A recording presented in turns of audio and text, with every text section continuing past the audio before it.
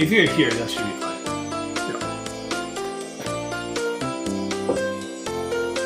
Because that's the problem, right? Because the microphone catches my voice and goes back, and you're here, so that's good. All right, cheers. Cheers. Social distancing. Yeah. Beer. And this is not something, what we're supposed to be doing either.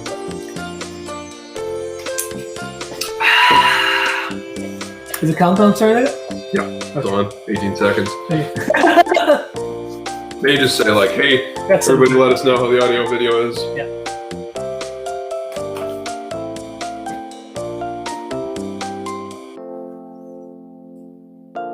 I guess you're not on the screen today. Oh, we have audio apparently. There we go. Oh, here you go. Welcome. All right, we're live. We're live. I can't see myself, so if you have any problems with the pictures quality or the microphones, just let me know. There is today, we did a little bit of dry run for the this coming up show, Sharp Knife Rock, on Monday, the 3 p.m. Mountain Time. We were just doing setting up and stuff like that. So we actually do have a Nathan 2 meters from myself looking at all the questions that you may have. So just shoot us all the questions if you have any, or just comments. There is another person, Nathan, is looking at the questions. Yeah, I'm just on the other side of the camera today, as opposed to home. Hope everybody's doing well. Happy Friday. Yep. Apparently everybody says it looks and sounds good so far. And look at this. We have a secondary camera. We've got our Sony on Naoto's hand cam. So we've got some real fancy secondary camera work for you guys. Let us know how the video quality is. And yeah, hope you guys enjoyed today's show. Yeah. Thanks for tuning in. A little bit of exciting news for at least some Albertans. Like there are some like not so exciting news about how many people got the COVID. But the bright side is that anyone over 30 years old now can book to get vaccinated. So I just booked myself in a little bit of farther because everyone wants to book it, and mine is right after the garage sale. I think Nathan's like in during the garage sale, right? Yeah, mine is on the 20th. Yeah, I'm getting my first jab. I'm looking forward to it. Yeah, mine's like 22nd on Sunday or something for the long weekend. But yeah, I'm excited as well. Yeah. So we got some knives we're refurbishing for the garage sale today. Yeah. We usually have sort of a scratch and dent section every year. And so, we've got some exciting stuff now. So do you want to show those off? Yeah. On camera 2? So today, what I'm going to do is do a little bit of refurbishing job. Some knives that came back for whatever reason, like some knives that we use it in the at the stores, shops for the people to use. So it's got a little bit of scraps and stuff like that. Something I am going to work on this particular knife, the Haruyuki Kokuto Nakiri. So this, after I do a restoration, this will be on the website to purchase. I am not going to do it today because it's a lot more work, but I do have this Masakagi Yuki Nakiri for the restoration. Next week, Monday or Tuesday, I will take my time to do the restoration. So it's got a little bit of chip on here. And to me, this has not only just the issue with the rusting, but it has very, very thin edge. And also it has got too much core exposed. So I will adjust that to make it look and works a little bit better than it is. Hey, Keith Carlson says he 7 days and 5 hours ago, he got jab number 1. Party on. Nice. Good for you, Keith. Glad to hear that. Good for you, Keith. Yeah, I haven't seen you in person for such a long time, but I'm glad you're doing well, I guess, down there. This one here, which we'll call it the Masakagi Mizu Sujihiki. Is this 300 mil? This has been, I don't know much story about this particular knife. It's this has quite a bit of problems. It's got a little bit of thickness issues at the edge part. Also, see how it has gone upwards here? It has sharpened too high on the heel and too shallow on the tip part. I'm trying to figure out the angles and the framing for this new camera right here. Hopefully everyone can see here. But I am going to raise up the this one a little bit more. Oh, here you go. This right here, and at the heel, I can't bring this down. So what I'm going to do is kind of keep this as it is, and try not to widen the bevel here. So this particular piece will be on that Gracell as well. Just stay tuned on that. Okay.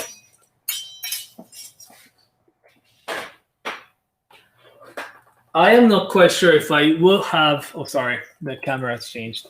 I think it's just too bright, isn't it? Yeah, I'll adjust that. Yeah, I'm like. So I have this left-handed Yanagiba from Kitaoka-san. Oh, that's good camera. I'd like to have that on my cooking segments once. So yeah, we're gonna do some cooking videos with Naoto. Stay tuned, guys. But probably next month we'll shoot some cooking videos with Naoto. So this one here, it has got the. It's got multiple problems. It's not straight. To the edge profile is actually quite wonky. Try to show it better. It has the high spot on the heel, low right here, and comes back high. The straightness has quite a bit of issue as well as the back side is not well sharpened. So I am going to work on this one, hopefully, to get restored very nicely for the Gracell coming as well. So hopefully this one, I will have time to do this. Okay. Alrighty. And when is the garage sale, Naoto? Yeah, the garage sale starts on the Monday, the 17th of this month. So a week. Yeah. Week from now. So the garage sale will start 8 a.m. on Mountain Time on 17th of the 17th of May. So at knifewear.com. Nathan is changing up the lights here. And I can just probably do this a little bit. So I'm on the center and change that angle a little bit so that that's better. A little bit. Yeah, here we go. Yeah, Okay. just keep going on. Okay, so alright, so what I'm going to do today is I'm going to do this knife. Again, Haruki Nakiri. It has got the little. So a few things that I'm going to do first is to on this particular part, the hira or the flat part, I'm going to clean up very nicely. So let's start from the cleaning that part, because I can see tiny little bit of rust on them. And you said that was a left-handed Yanagiba, hey? Oh no, the last one, yeah. Yeah, we had a few people that were excited about it. They thought all hope was lost for lefties. And yeah, not quite. It's yeah. I have to actually work really hard on that one. So hopefully we'll have that ready. So what I do is I just pour the barkeeper's friends. Oh my god, look at the camera quality. That's crazy great. Yeah. Barkeeper's friend, pour it on top so that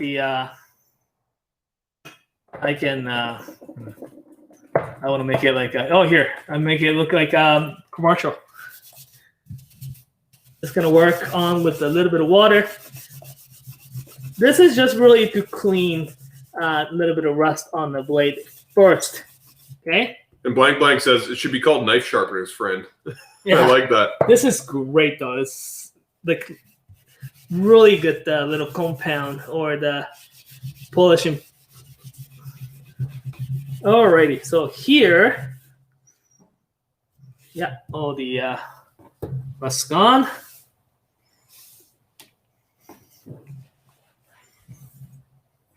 Okay, so the problem of this knife today is that it's relatively like new. Since we're selling it at the garage sale, since we're selling this, my aim is to try to make it slightly better than the brand new knife here. So what I'm going to do is actually, its edge is still brand new. What I'm going to do is actually going to put on the this quite a bit of coarse wheel, even make it thinner than it is, and try to bring that the almost original finish back on the blade so that we will be able to sell it again. Okay? Make sense, hopefully? Okay, so.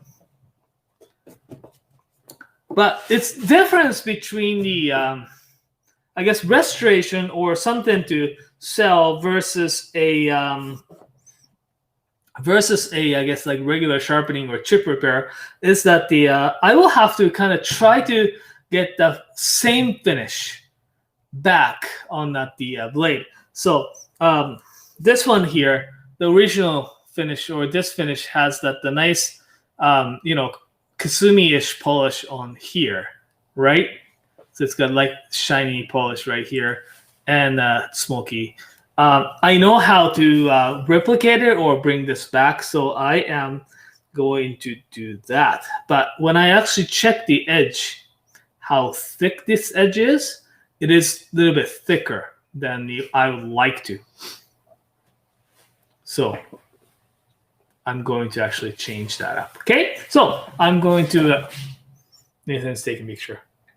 Very Japanese. Keep doing your thing. Very Japanese. Okay, so I don't know if you can see here, but well, there. There we go. Turn the light on, actually. No, we're good. It's We're dark, good. Isn't it? We're good. How's that? No, it's good. We got Ottawa ISO here. Okay. So I'm going to actually make sure that it's thin enough.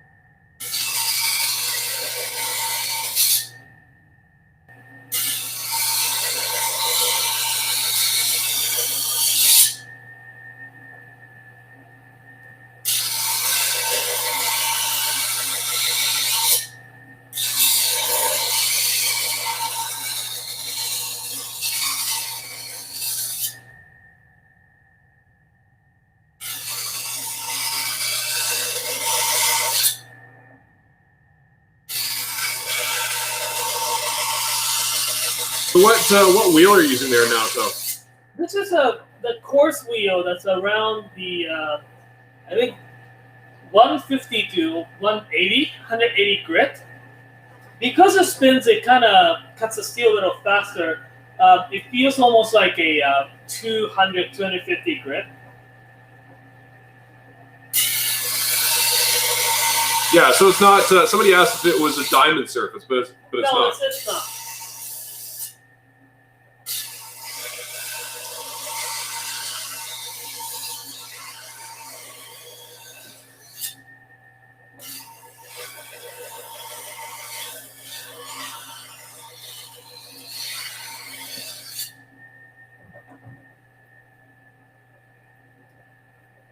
And what are you checking for there as you're thinning it?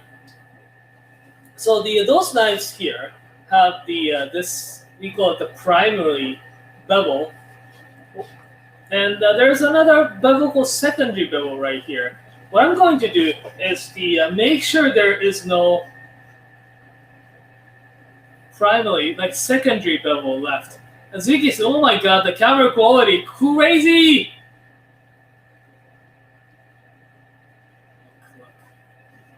So here, Oh yeah, so you've ground up quite a lot of steel there. yeah, just about 5 millimeters just above the edge here, but I'm going to grind a little bit more farther up. God, the quality of the camera, that's crazy. We need to do this every week.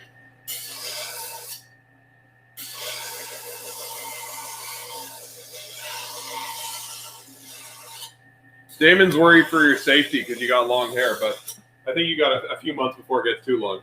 What's that? My hair? Yeah. Well, Blank says the camera is great, so I'm glad to hear it. I'm gonna pop a few questions in here while you're doing that. Is that cool? Yeah. Okay. So we got one from dhop310 right at the start of the stream. Said, Naoto, I recently purchased an Ohira Tomei J-Nut. It's a hard stone with an estimated 8 to 10K grit. Yeah. Have you heard of this stone? Is it a good one? What's the best way to use it? The Tomaya is it's a good one, like Ohira Tomaya. It's probably try it at the very at the edge here. It's called the last bit of Koba sharpening. I have to check, even like in the same layers of the strata of stones, the hardness can vary. So try put it on the flat on the bevel and see what type of the edge or the finish that will give. And yeah, that's because natural stones are very unique, right? Because each strata, even like, because if you think about it, the one thickness, because they are sedimental rock. In order for those sediments to build, like say for example, a millimeter, it's like maybe a couple of thousand years, right? So you can get the exact same, characteristics even in the same layer. So try it out and see what you like. That's really the best advice. Cool. And that's exactly what Blank said, especially for double bevels or edge bevels and razors. Yeah. Yeah.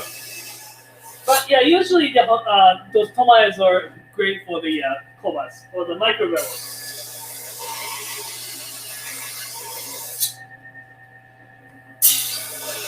We got a question here from Michelle Fiender on Facebook. I love the knives that aren't serrated and you can slice tomato with. How do I sharpen it? She's worried about chipping it, but I don't think that's a big deal if you're just using sharpening stones. Yeah.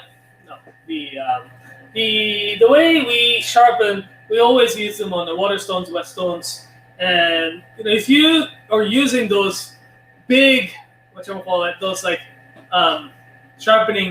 so-called sharpening rod and hit hard, then it's a potential. We don't use those.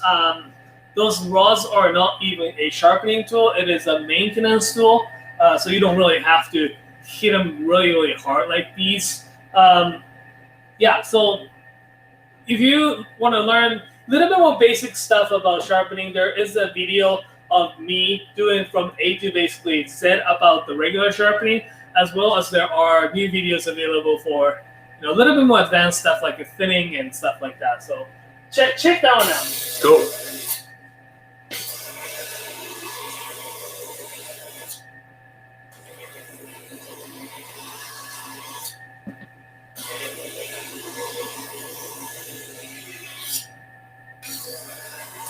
James Wang is asking everyone what they're eyeing up for the garage sale. There's some pretty cool stuff. I'm gonna go grab a couple of my favorites. Just so you know, everyone, the garage sale items are still coming. The most of, like, say 80% of the 80 to 90% of them are here, and they are on the preview page. But there are still cool ones coming, including the ones that we have them in the store, or we have them right now, but the it's kind of set aside for purpose of picture. They may not be actually available for previews yet. Those will be available pretty soon as well. So keep your eyes peeled. Just a little bit of the preview, inside information. We will have our photographer coming on Monday to take picture, So maybe like Tuesday morning, we may have some more knives to look at. I'll show you guys some garage sale goodies. So the garage sale preview is it's going to be on Friday. There we go. It's going to be on Friday, the 14th at 2 p.m. Mountain Time on YouTube. But we have this guy. Whoa. Let's get that in focus.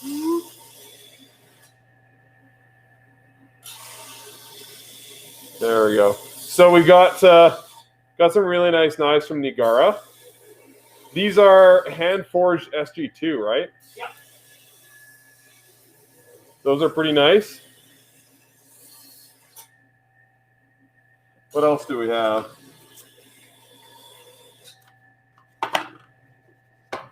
James, you'll want to pay attention for this one. This is for James Wang specifically. This is the Kurosaki Yanagiba. Look at that thing. With is that a snakewood handle? That one looks like a burl wood. It will say on the box. Karen. It's Karen wood. It's quince. Oh, it's quince wood. Look at that. Yeah, that's pretty sexy.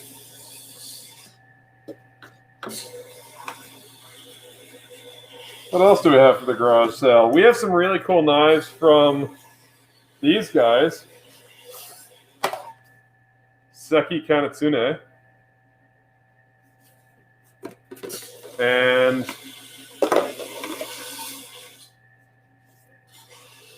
yeah, check out these. These are butcher's knives, but there's some really cool shapes. So this is obviously like a traditional boning style knife. And they all come in this kind of hard case. So you can put the knife in the case and then keep that on your hip if you wanted to. And then we also have another knife from them. What else do we have? They do some really cool, they do like, oh yeah, here we go. So that is a Hanasuki Maru. It goes by other names as well, but that's a really, really cool knife.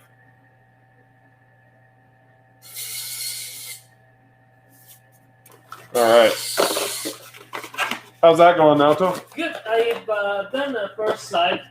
So I can probably show that to the people here.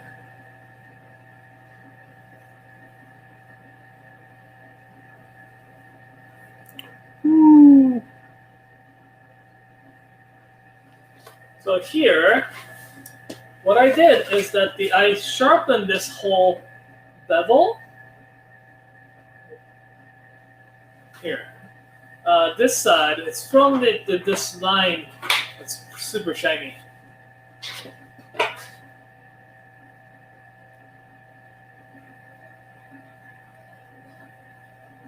Okay, so the bevel down, I made it nice and even all the way to the edge here. If you compare it to the back side, I'm gonna make it a little bit bigger, maybe. And I may actually bring it. There we go. There you go. So this side is, yeah, done this pretty nice and even. The other side, I just started at the tip part, but I haven't really touched it yet. But the really key is though you want to make, even though I just done a really coarse wheel, it still does look pretty even. That's what I'm trying to get. Okay?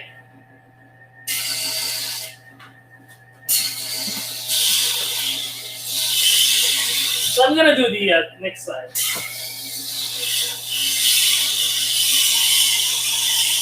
So Damon Spector said we should brand our own barkeeper's friend, call it Knife Keeper's Friend, and put Chairman Naoto on the cover. Yeah. Thanks for watching that. I hope you guys enjoyed it. Yeah, if anybody is wondering, go check out our latest video called Iron Sharpener, the Santoku Battle. And it's an Iron Chef inspired sharpening competition that we did.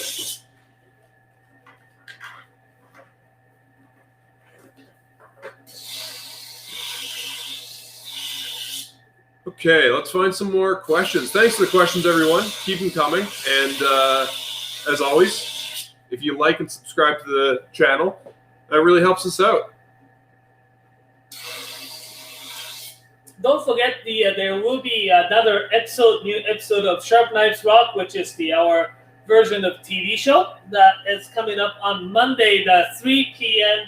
Mountain Time. So. Yeah, that's the show where we show off some upcoming videos. We're gonna tease some garage sale knives and that. It's gonna be a good time.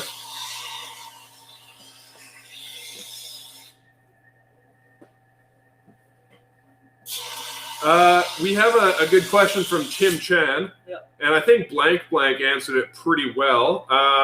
But what happens if you soak a soaking stone in oil? Interpolating from this, what happens if you deep fry a sharpening stone? Someone test this for science. I need answers. So what happens if you soak a wet stone in oil? I believe it can clog up the pores inside, and you can still use them as a oil stone, but it's going to be so hard to use it as just regular whetstone or with the water. So I have an interesting answer to this myself. My grandfather lives in BC and used to work in a cannery where they would can fish. And he worked with a couple of Japanese guys, and they used Japanese knives, and they had like an 800 or 1,000 grit brown stone that they always sharpen their knives on, but they used oil with it for some reason. And so they gave it to him eventually, and the stone didn't work super well with water. But I was able to grind the surface off on some concrete, like on a cement pad he had, and it ground off the oil, and then we could use it like a regular water stone. Yeah. It's pretty cool. Blank put it pretty well, says, if you do that, it starts to act like a splash and go. Yeah. If you deep fry your stone, if you deep fry a wet stone, it might explode. I don't know. Depends on especially the bond that they use. I mean, like say if you think about those, we call it the vitrified stones. As long as it's super dry, I don't think it's not gonna do any.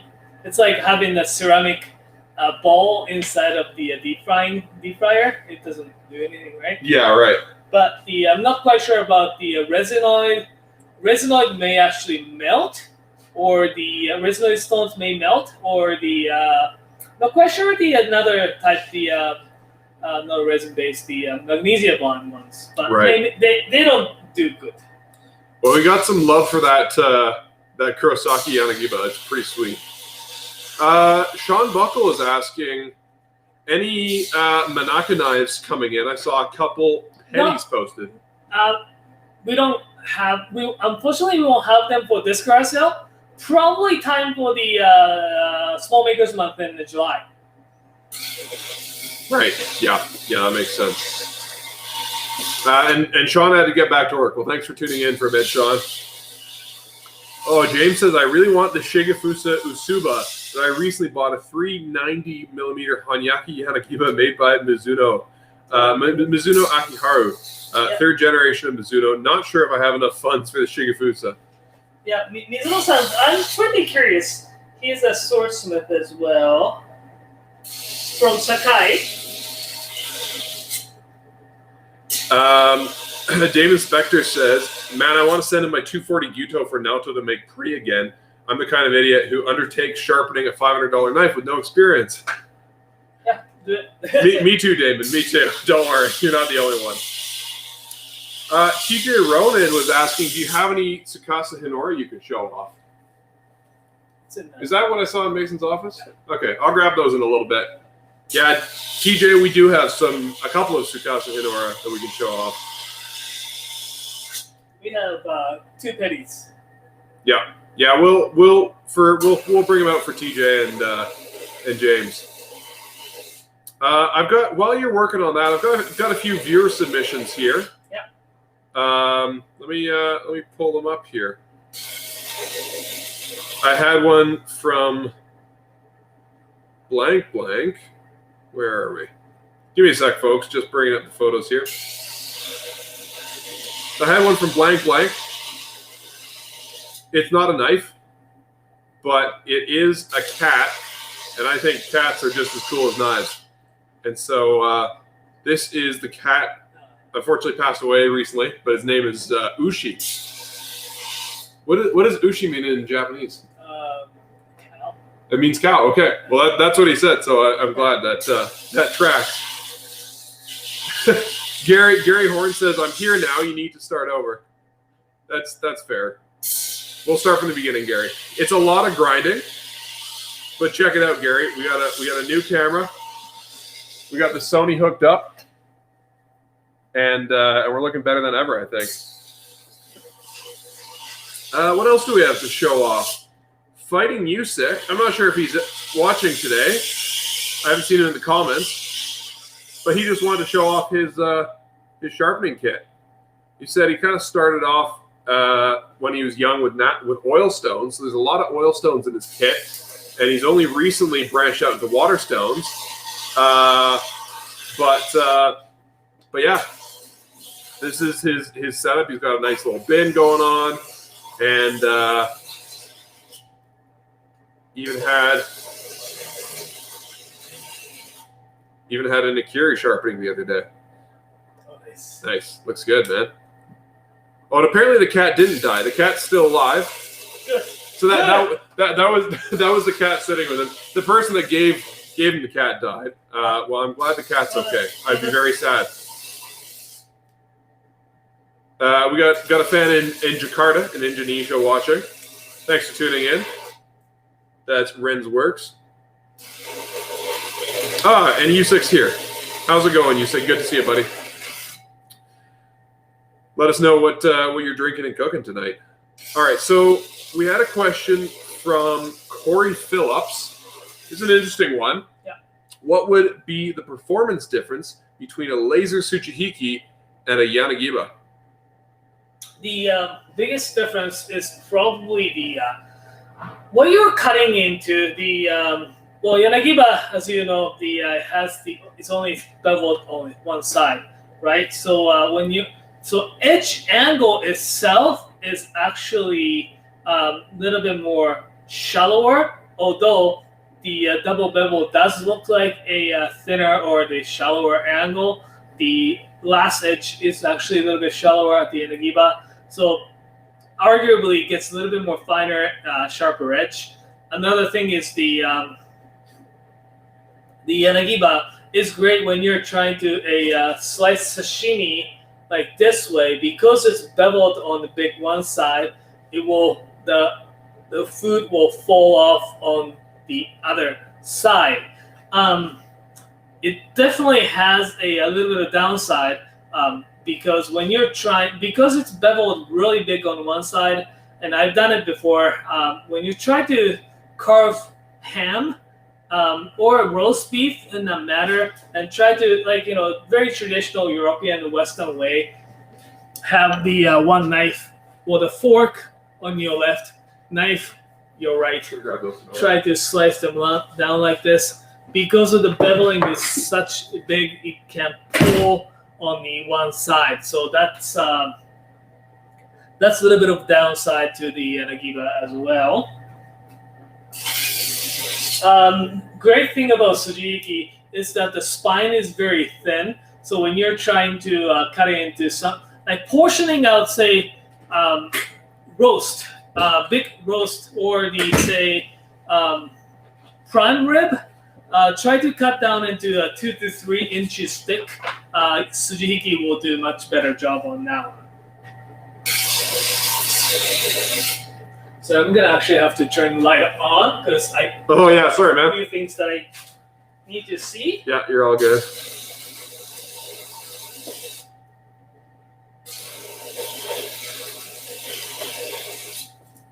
So we've got a question here from Tim.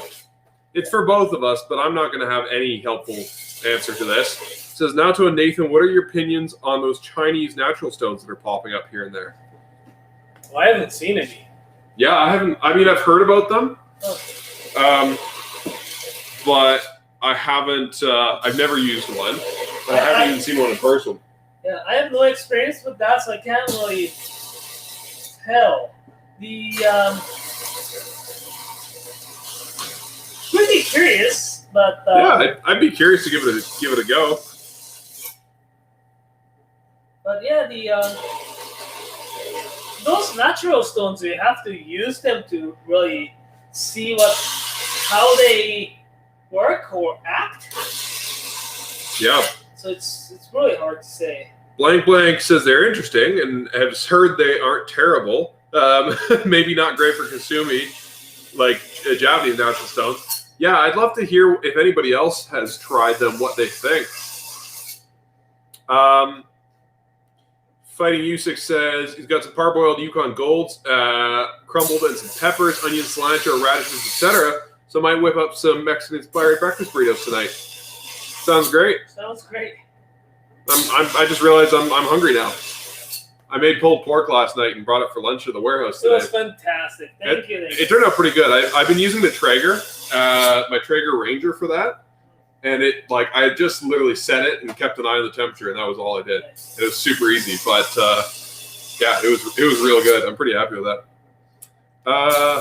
Good question here. TJ Ronan, it says, I'm looking to purchase my first natural stone. Can you please help? The natural stones are very hard. The question we're probably going to ask is, what are you trying to do with the natural stone?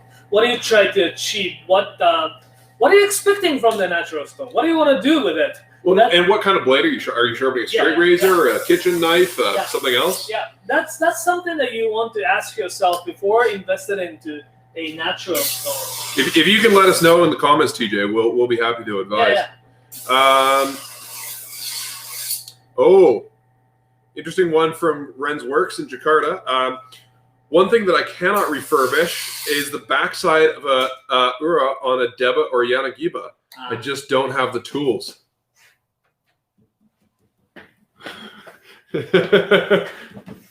This guy. I started using this one. I'm actually doing my restoration on my Deba right here. I got the ura. Sorry, my tripod's too much. Oh, I can just show this one here. There we go. Now it's locked. Oh, here. Okay. So I've been actually working on this ura, trying to get actually Suki back on using this wheel right here. So that's probably the best way. Or have your stone true to the round, half round kind of shape. So now, as you can see here, grind part and the not so much ground part right here. You can kind of see here. Yeah, it's really nice and clean. I don't have much. This is pretty even. If I reflect the light, there's no such too much low spots, anything like that. Okay. From here, I'm going to do a little bit more polishing work.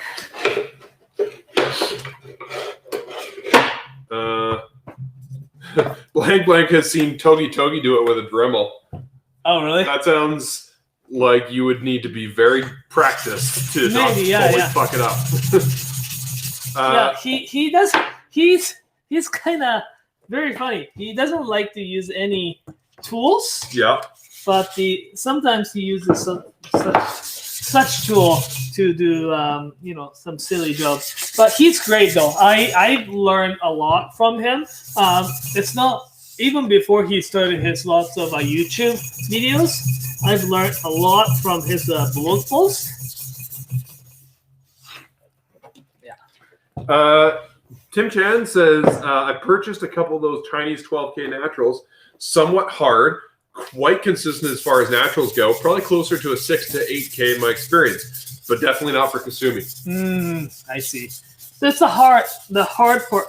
hard part is something that you can tell if it's great for kasumi or not, right?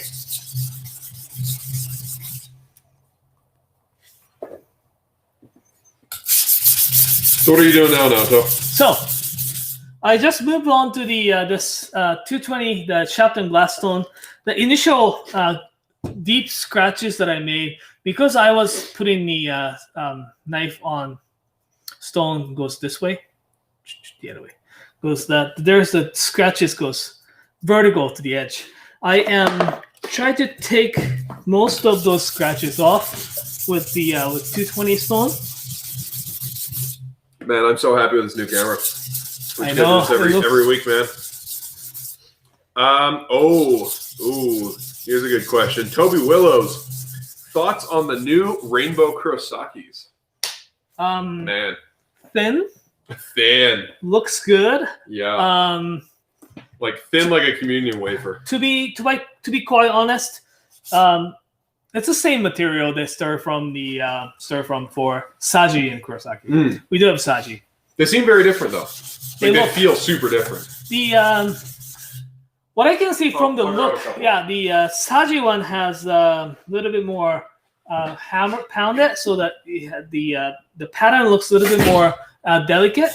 But the Kurosaki one is a little bit more reasonable in the price. So it's good experience for him, and I think to use the such steel, very interesting steel to do.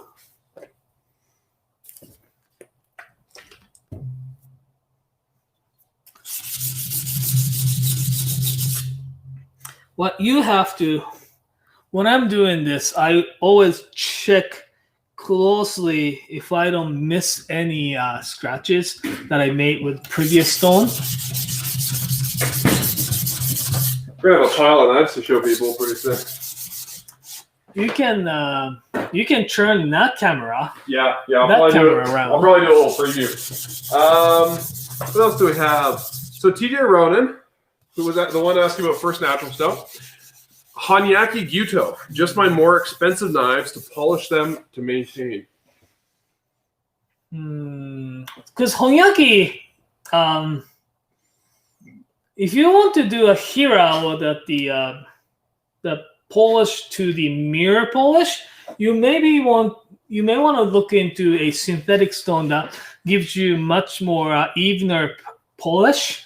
If you're looking at just a tiny, we call it koba or the micro bevel polishing or the finish, you can definitely do with the something like a Ohira. Ohiras are great. It's one of those tiny bit harder stone than some say Atago and Shobudani and things like that. But the hard, it's not as quite hard as Ozuku. So those Ohira stones are great for that kind of finish. If you are really to look for something to mirror polish, it's slightly different stone that you have to look for.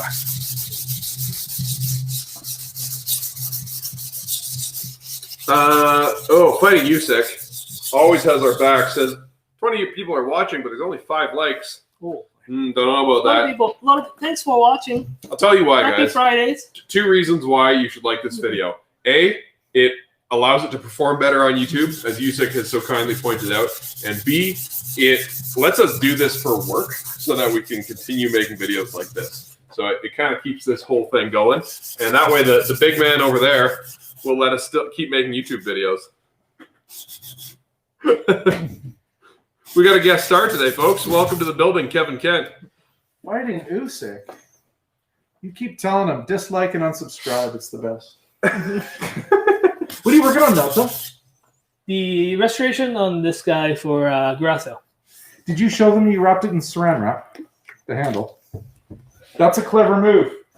Yeah, we'll do the hand cam. Because it's, especially, all the knives that I sharpen on at this here, I usually wrap them in with the plastic wrap, and you usually have the the tape I couldn't find the tape today, so I'm just having the plastic wrap, saran wrap on that. David Spector says, "Who let Kevin in?" Don't worry, we've called security. They'll come to escort him out soon. Yeah. And Blank gave a dislike for Kevin. Thank you, Blank. Okay, how are we doing? Blank had a question. Did you guys ever look into interviewing Togi? No, I haven't. I haven't really get contacted with him. I should probably. That's it, Naoto. You're fired. That's the last straw. No more Naoto. This is the last episode of Naoto's Nerd Hour. The interview. Talking about the interview. Speaking of interviews. Speaking of the interview, we are interviewing the Masashi Yamamoto-san, one of my favorite blacksmith. Coming in after the garage sale on June the 3rd, the Thursday, we're gonna take over the Vancouver's sharpening night. Yeah. Sorry, which night? Oh, June 3rd. Yeah, we're gonna. I don't know what time we're doing that, but yeah, we're gonna steal the show from the Vancouver guys for a night and do a Masashi interview. Yeah, because I wanted to. We wanted to always do this. I asked him because we did actually interview him right at the beginning of the pandemic last year, and we did it on the Instagram Live. That was my first interview, live interview, and it did so well. But only thing is that it didn't let me record the video, so there's no footage of us actually interviewing him. So it's not on the internet forever, like everything else we do. So yeah, I've always wanted to do it again. Blank says, "I'd love a HAP 40 knife or maybe ZDP 189. Do you have a preference, Naoto?" Both are great steels. I think when it comes to sharpening, it's pretty much the same. We are going to get some HAP 40 knives for the garage sale though. It's called the Kokoro HAP 40. It's very simple looking HAP 40 knife with relatively reasonably priced as well. So those ones are coming. They are, I think, on the air right now. Perfect. That's awesome. Renz is asking, what do you suggest the most to get rid of vertical grind on a Cureha between 220 grit and 120 grit? It's really depends. Like, say, for example, what I'm doing right now is to try to get rid of the vertical grind. I'm using 220 grit. You can do both. It's not like, one does better than the other. I mean, like 120 definitely will grind a little bit faster, but that is really your choice. I myself learned how to use the stones from the 220. So that's why I do prefer 220 more. But we'll see you next week. Yeah. I just bought a new pocket knife. Nice. No, it's not nice. It's expensive. Okay, so you know what? A great comment, not a question, but just a comment from Blank. I like to have stuff that challenges me when sharpening. That's why I want to buy an S110V knife. I've heard that it's pretty much the most difficult steel to get sharp. What do you think, Naoto?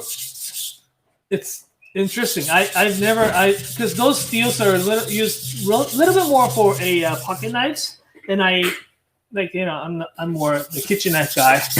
But I'm pretty curious. And again, how sharp, right? What type of edge that you were trying to get. That's also always the question that I ask. Yeah. Like, what are you doing with that knife, right? Totally. Yeah, what's the intended purpose? Yeah.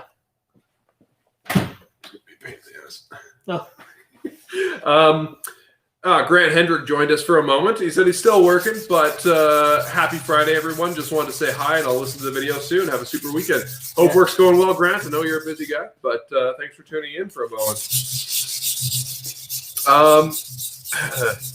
In a professional, I'm guessing he means professional kitchen. This is Toby Willows on YouTube. In a professional setting, how long do you think a good quality Japanese knife will last with regular sharpening and setting? That's a really good question. So Japanese chefs in Japan, they sharpen pretty much every day. And one knife probably lasts about 10, 15 years.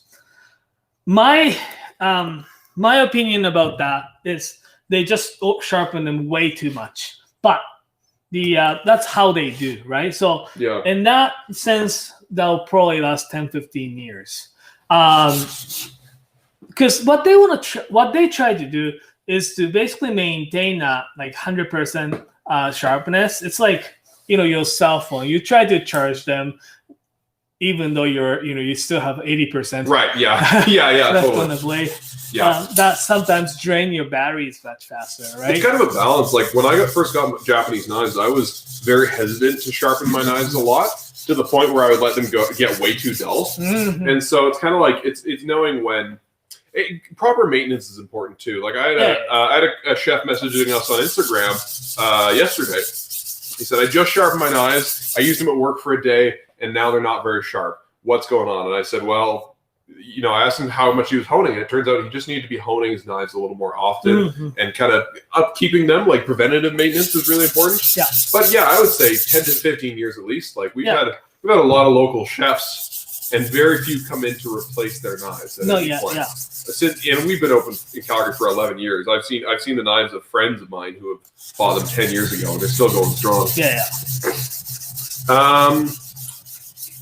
TJ Ronan has a question. Ikeda Yoshikazu. Don't know much about the knife maker. Can you educate me? Yeah, the Yoshikazu Ikeda-san. He is probably one of my favorite blacksmith in that region, Sakai. Sakai is I'm just going to actually show you this first. Sakai is this place really famous for knife making, especially for the single bevels, like, single bevel knives. Tanaka-san, I've met probably a few really famous blacksmith and knife makers in that region. Yoshikazu Tanaka-san is my favorite. A few reasons. So, in Sakai, there is a blacksmith and there is sharpener, and there are people who put the handle on. Blacksmith just forges. Sharpener just sharpens. So, what's good blacksmith in that particular way of work, or the way that they make knives, is that heat treatment and how the shaping of the knife, how those blacksmiths makes it easier for those sharpeners to sharpen. And Tanaka-san, I found, is one of the best in that particular region, as he forges the knife into a shape, and by means, oftentimes a lot of blacksmiths forges into the pretty much same thickness from the spine to the tip. Sorry. To the tip, where the Tanaka-san does the really nice taper by forging it, makes it the sharpening part a little bit easier, as well as it just really shows the skill of his work. So apparently that was look at this. You don't want to just have it too close. I know. No. So Look at this, folks. This is here. We'll get the secondary camera. 1 second. Here. Boom. There's Mr. Kevin Kent, and he's got a new shirt to show y'all. Look at that thing. Yusik, I hope you're watching. You're always asking for new shirts. And these ones come with. They come with a sticker. Not all of them.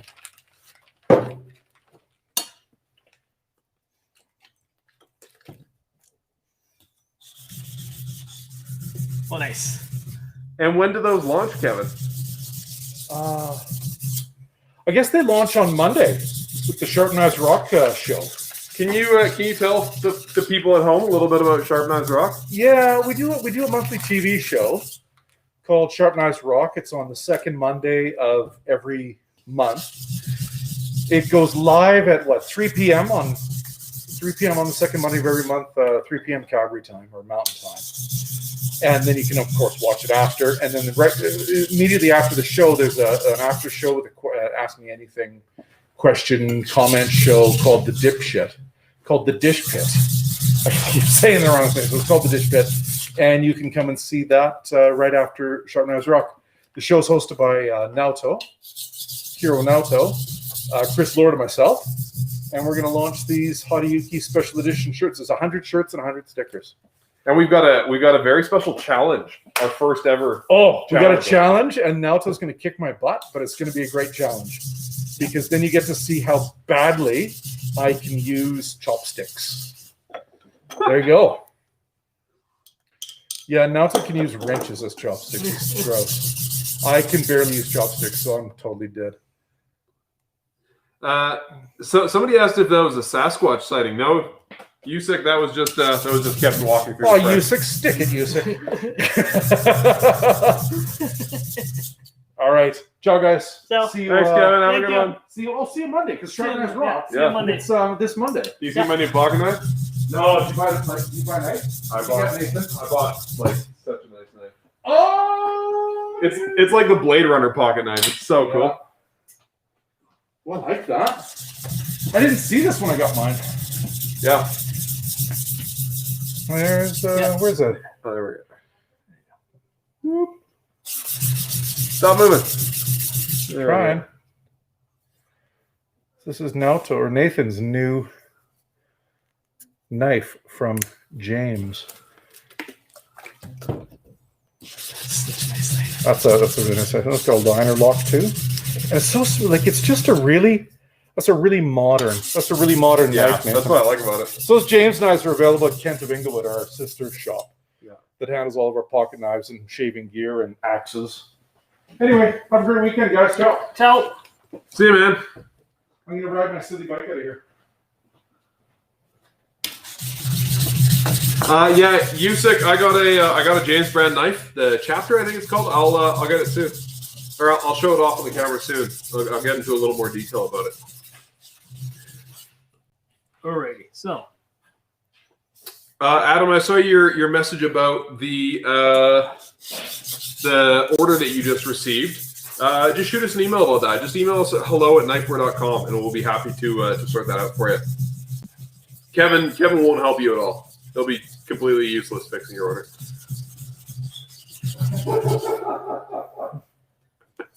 That's 3 facts. Just tell it like it is. So did somebody want me to sort out an order for them? Patrick is asking now, so what Nikiri are you thinning? They're actually thinning their Hadayuki Kokuto. oh, it's the Nikiri same right now. thing. Yeah, it's the same. If you're thinning, it's it's the same knife. Yeah. Sweet, yeah, that's literally a Kokuto. That's the exact same knife. I'm trying to restore to the original finish, so I'm trying to get as much scratches off as possible.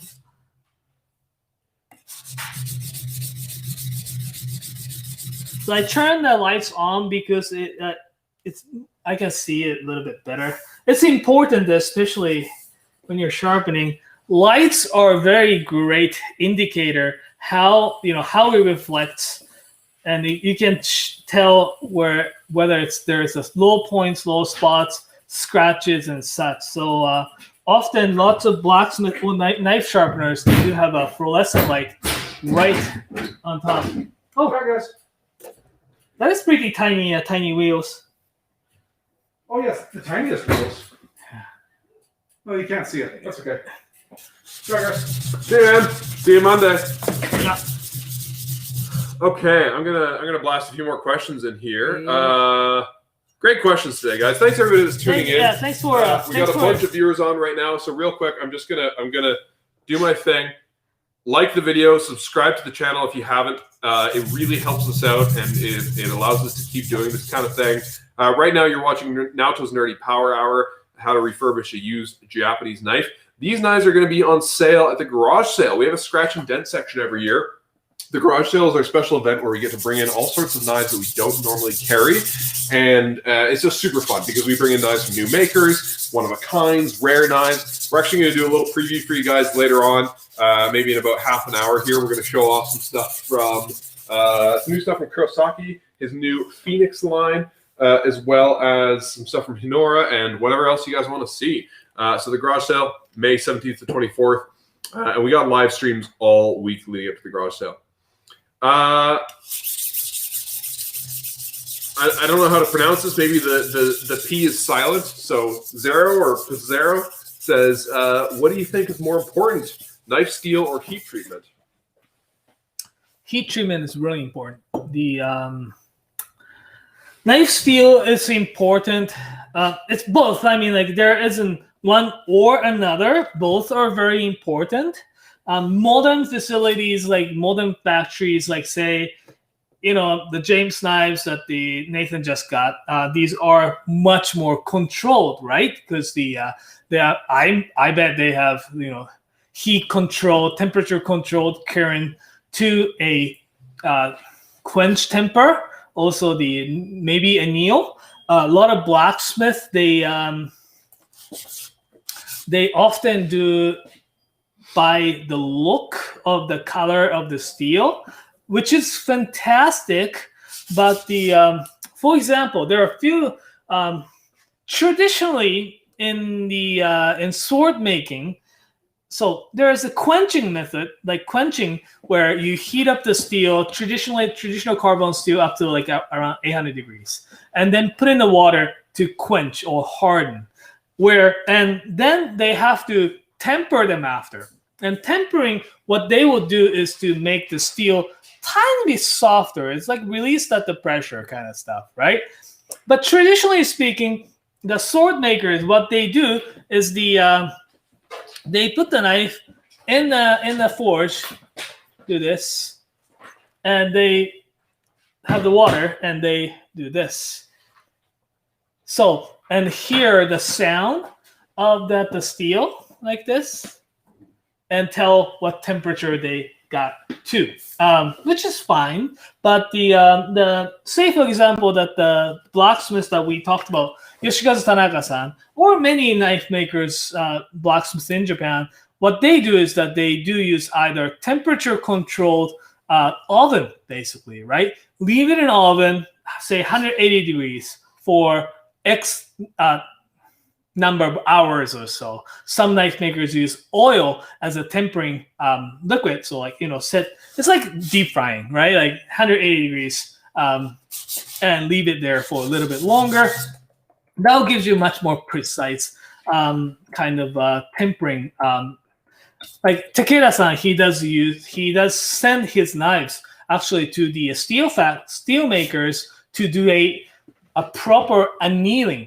Heats up the steel to the certain temperature and control in a control environment the the cool sit down in a control setting that will so that's really important as well. So both definitely, but some does heat treatment a little bit more modern way than say traditional way. I don't want to say it's better on one or another, but the say traditional like modern steels is probably better to take it with the modern technique. Yeah. Right. Super glue carbon steel or something. Those ones Well, it's not like they're creating new techniques and new types of steel because they're worse. Yeah. Like they're creating them because they're just arguably better than older types, right? So Toby, I think I said this already, but Toby said that was Toby messaging me earlier on Instagram, and we gave him some great advice. I actually sent him your knife thinning video that you did a couple years ago. Oh, okay.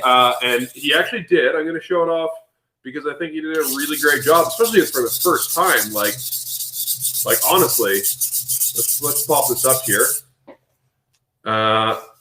This is Toby's. Looks like a Koishi Bunka. Yeah, look at that. It's got a nice pretty good. shine. Hey? Yeah, it's really nice. It's like that's better than mine often turn out. Now, the one thing the one piece of advice I gave, just because there was a bit of shine on the heel there, was maybe to apply focus your pressure more towards the edge of the blade when you're doing your polishing. Is there any other advice you might give Toby? Because that was his first time thinning out a knife, and that was the chef that had asked us about thinning knives and how long they should last. Yeah, it's great. The I guess the little bit of advice is that when you're thinning this heel part is really hard because not so much on this machine forged knife like this, where the thickness on the spine is pretty even. Handmade knives, this is great example. Handmade knives like these guys here have the thicker at the heel and tapers it down towards the tip. So when you're sharpening at the same angle on this heel part and the tip part, because heel is a little bit thicker, you have that this line comes up on the heel here, as you can see this, right? Up and comes down a little bit and up again. But ideally, this line starts from the little bit lower spot right here and gradually goes up. That's the ideal line. So that's something that you can probably be improved on, but yeah, that's great. I think that's a pretty great first effort. If anybody has a viewer submission, just shoot an email to me, nathan@knifewear.com, and we'd love to pop it up on screen. We'd love to, if you're looking for feedback, if you just want to show off the stunning job you did, if you want to show off your knife kit or your cat, just send it our way, and we'll be happy to show the world. Okay, let's see what else we got for questions. How's that night going now, Phil? It's good. I am taking my time today, a lot more than I usually do, to get the scratches off. There are still a few scratches which you can't really see them, but there's a tiny bit here.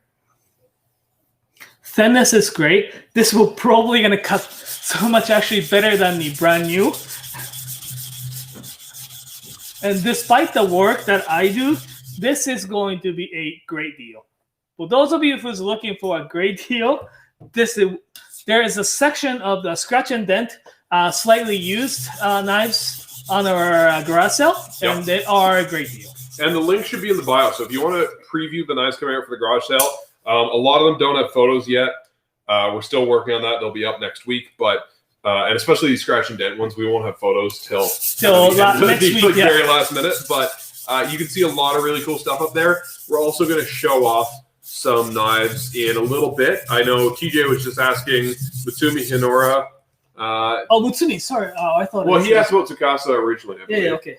Do we have any Mutsumi? No, that's his son, right? I have been ordering his knives for quite a while, but yeah, it's not been successful. They can be tough to get sometimes. Yeah, not as successful as I would like. Well, we'll all like, but see, sometimes you have to, D-Hop 310 always has good questions for us. Can stropping replace honing?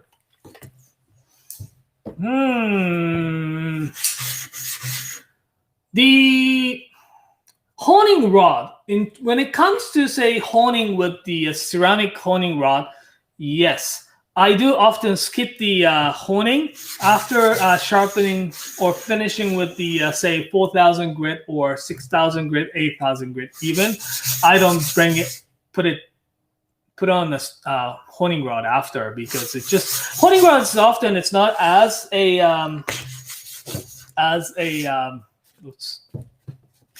honing rod is not as smooth as like 8,000, 10,000 grit. When it comes to, say, honing your knife between sharpening, honing still does a little bit better as they remove a bit more steel off, and that keeps the nice V and takes tiny bit of metal off. So that do a little bit better, and because of that, the honing will make your edge last a little bit longer as well. So that's something slightly different there. Yeah. While we got lots of people watching, I know Blank is sick of hearing my announcements, so I won't have more announcements. But I think the guys are going to take a break. Kevin and Chris are going to take a break from Japanese Knife 101.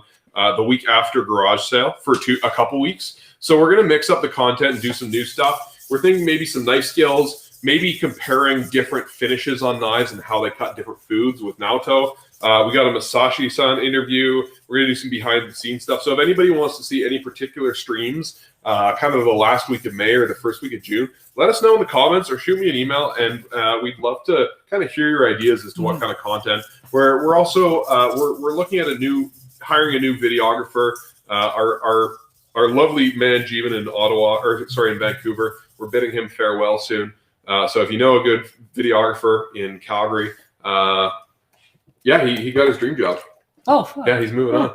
Yeah, did you hear? Yeah, so we're looking to kind of change up our YouTube content a little bit too. So if anybody has ideas on what we're doing or what they want to see from us, we'd love to hear your ideas. No, I know. Yeah, he got a job making video games. Oh. Yeah, writing scripts for video games. Ah, that's great. Isn't that cool? Yeah. Well, Jeevan, if you're watching, you better become better at Mario Kart and start beating me before you. I don't know, man. I'm pretty good at Mario Kart. I might beat you on 150 cc's, Mario Kart 8. Yeah. I'm pretty fast. 8 Deluxe? What's that? Do you have a Switch? Yeah, I have a Switch. Yeah. I got 3 stars on pretty much everything. Okay. We should you, me, and Tiffany's wife. We should all play because she's really good too. You know who's good? Who's that? Francis. Oh yeah. Yeah. All right, we got a Knifewear team. Yeah. Knifewear Mario Kart team. Fighting E6 says I keep watching for the scratch and dent section to go live, but I haven't seen it yet. Not yet. That's because we haven't. This is literally the first knife that Yeah. I am fixing it. I have been pretty busy. It's always the last thing we do, Yeah. and often we don't get the knives up until like the second day of the sale. So we'll get them done this week. Yeah, we'll get them done. Promise. We'll get them done. We'll have them for the next week's preview. So don't worry, you see them. Okay. So Patrick, I believe Patrick was the one doing the Kokuto says, I'm doing a Hamaguri grind on my Kokuto. Yeah. It cuts so much better than stock. Not sure how I'll finish it. Gonna test the geometry while prepping dinner. Any thoughts? The Hamaguri grind is what I'm actually doing right now. When you watch the show from the beginning, you saw that the first grind I was grinding just about the 2-3 millimeters off from the edge. Then I went up, right? So it's Hamaguri. Hamaguri means it's a Japanese clamshell. So clamshell finish. So the some batches of the Kokuto are thinner than others. Some are not as thin as I would like to see. So this particular one, although it was pretty much brand new, they had a little bit of rust on them, and have used it a few times probably. But I wanted to bring it back to the the original condition, or even better than original. Right. David Spector says Kevin and Chris are slackers. Chris is going to get a scathing email about this. And so Blank just sent me a photo of his mobile sharpening setup, which and David said, "Too bad Blank can't post it in the Knifewear Discord." Blank, I have not been ignoring you. I have just been procrastinating. I am honestly going to make a Knifewear Discord happen. We just need to figure out the moderation mostly, because we want it to be, first of all, we want it to be a really constructive space. We don't want it to be people shit talking each other or down talking knife makers, that kind of thing. So we just need to figure out kind of what our guidelines are. But I will make it happen soon, I promise. And I appreciate the reminders because it keeps it on my radar. Yeah. Because sometimes I'm good at putting stuff on the back burner. Blank also has a really great comment that I agree with. I wish I could get all these interesting steels that pocket knives come in, but in kitchen knives. And Tim Chan concurs. I'd like to see more exotic steels and kitchen knives. Do you see that happening more, Naoto? The not so much from Japanese makers, unfortunately. There are a few interesting ones, but not so much. Like American steels where they get the steels are a little bit different, right? The CP series, like C30V and those like metals are a little bit more like American steels. For Japanese knife makers, they tend to stick with the Japanese companies, right?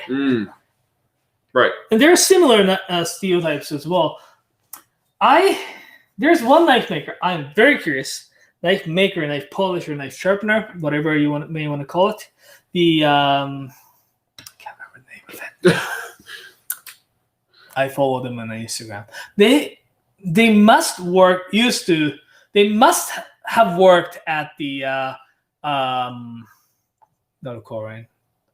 the Nenohi or the Nenox.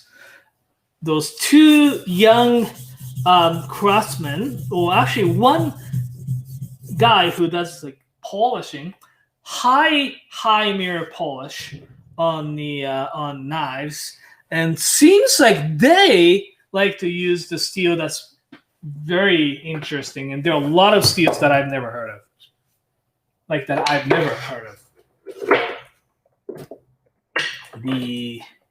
I'm curious. They have like their high polished mirror polished knife are crazy mirror.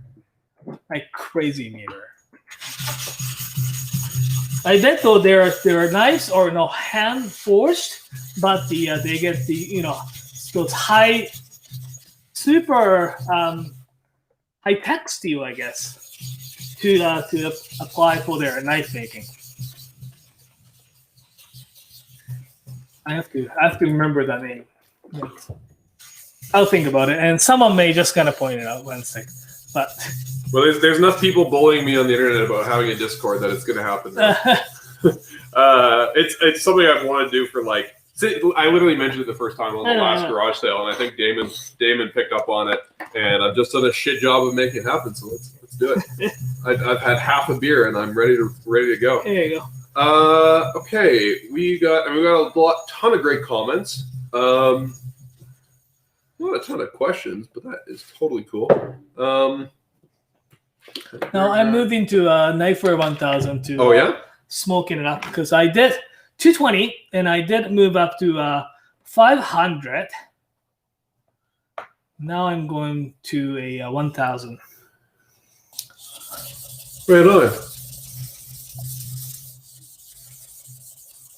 Let's see. Yeah, lots of great comments. I'm just looking for a question here.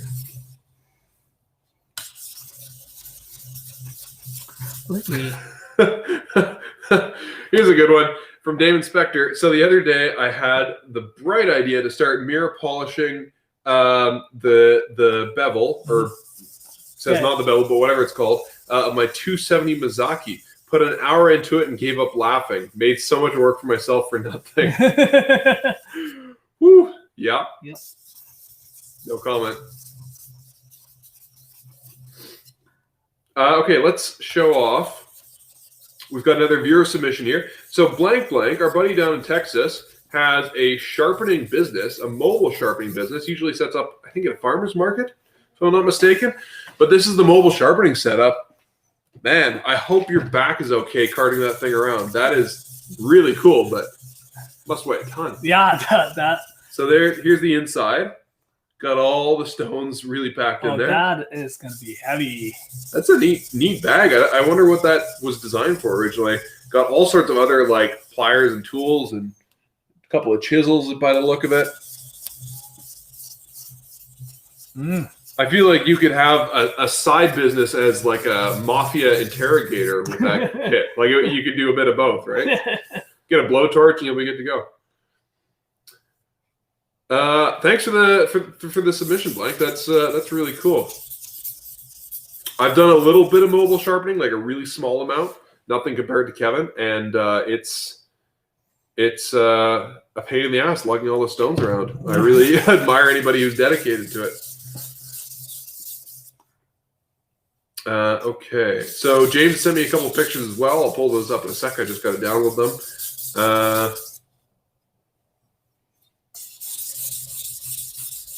CV says, looking forward to seeing all that content. Knife skills would really be on top of my request list, especially around specific knives like Deba and Suji or Yanagi. Yeah, we did a Deba video a while ago. Yeah, there are Yanagi videos, isn't it, as well? I think so, yeah. Not so much on the live yet, but the CD, like if you check out our, I think we can probably clean up our content a little bit, like the how we can I think it's in find the them. Knifewear Cooks playlist on YouTube. Yeah. But I think we didn't have a second camera back then, so I think we'll maybe steal Mike's kitchen for a day and do some Knife Skills videos. We want to do some stuff with local chefs too, so we might find somebody who's got some like really particular skills and see if they're interested. Yeah, once everyone like herd immunity is achieved, right? Yeah, exactly. That's a big thing for us. Yeah, we can have some people come in, or be at the same spot. Oh, here we go. So Patrick Lacasse, who was doing the Kokuto Nakiri. Yeah. Same knife you're doing. Just sent us a picture of it. So I'm just gonna pull that up here. Said in the email said, for the stream, solidarity with Naoto right now. Oh, nice. That is pretty. That thinness is great. Look at that. That's pretty good. I'm quite impressed with that. That's really thin. How's that one going, Naoto? I don't know how to show. I'm just gonna see. Yeah, mine's pretty good as well. Yeah, it's hard to see, but yeah, that thickness is nice. So what I did on this one here, I used this Knifewear 1000 stone. This is what I like this stone because it's really nice and soft and makes this part really nice, and the smokes up so that make it really nice kasumi on it. It's soft stone, so you have to kind of chew them a little bit more often, but so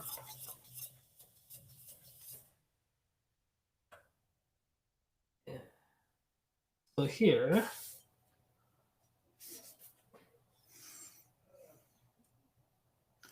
So it's like pretty even, right? And some not uneven part, I just gonna focus here and sharpen them.